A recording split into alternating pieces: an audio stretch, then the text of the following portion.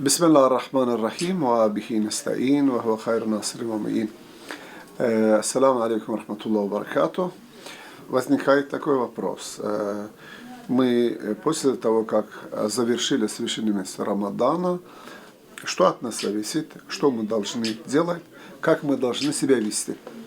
Во-первых, я прошу от Всевышнего Аллаха, Всевышний Аллах пусть примет благие деяния всех, которые верующие, которые соблюдают, которые пытаются соблюдать посты, намаз, то, что Всевышний Аллах нас призывает.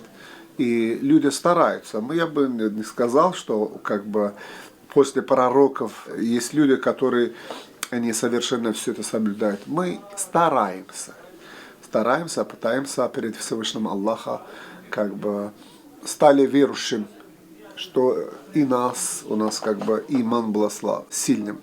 Рамадан месяц, если в одном месяце мы пытались, намаз совершали, делали таравихи, зикры и так далее, максимум старались, максимум пытались, чтобы не согрешили. Хочу сказать, что это хорошо, молодцы те, которые старались.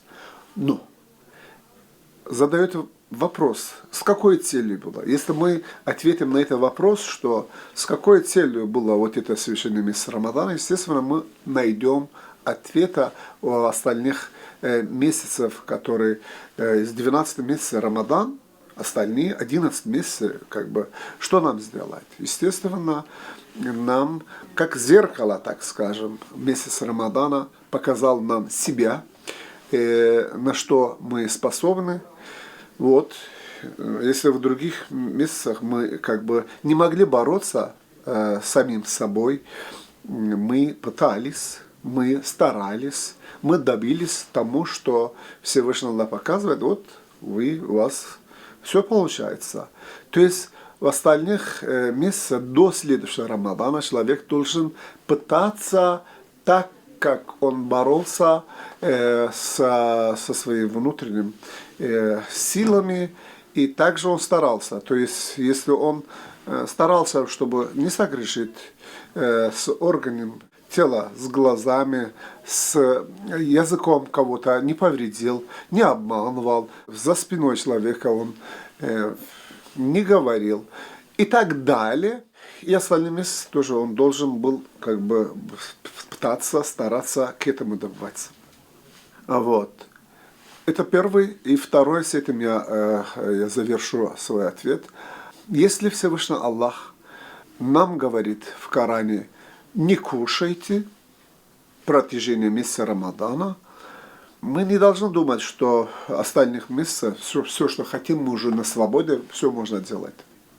Если в других месяцах Всевышний Аллах нам разрешает кушать, в нем больше запретов, чем тогда, когда Всевышний Аллах говорит, не кушайте. То есть, когда говорит кушайте, хорошо, Всевышний Аллах запрещает, что можно кушать, что нельзя кушать.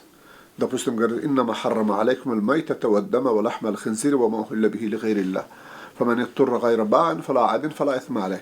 То есть не кушайте, есть определенные вещи, свинины и так далее, которые вещи не халяльные.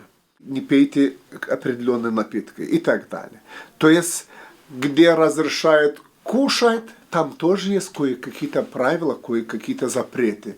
Мы не должны после месяца прям себе дать полностью волю, сказать, о, альхамдулилlah, все, закончится священный месяц Рамадан, мы уже полно на свободе. Нет, мы должны соблюдать так, как пытались в священном месяце Рамадане, и пытались и не согрешить. Естественно, в этом месяце Рамадане тоже, за месяц Рамадан тоже так и должны держаться и соблюдать Всевышний Аллах.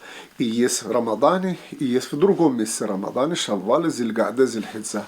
Ассаламу алейкум ва рахматуллахи ва баракату. Желаю от Всевышнего Аллаха, чтобы Всевышний Аллах дал нам возможность дожить до следующего месяца Рамадана, чтобы с большим иманом, желанием соблюдали другие посты. Ассаламу алейкум ва рахматуллахи.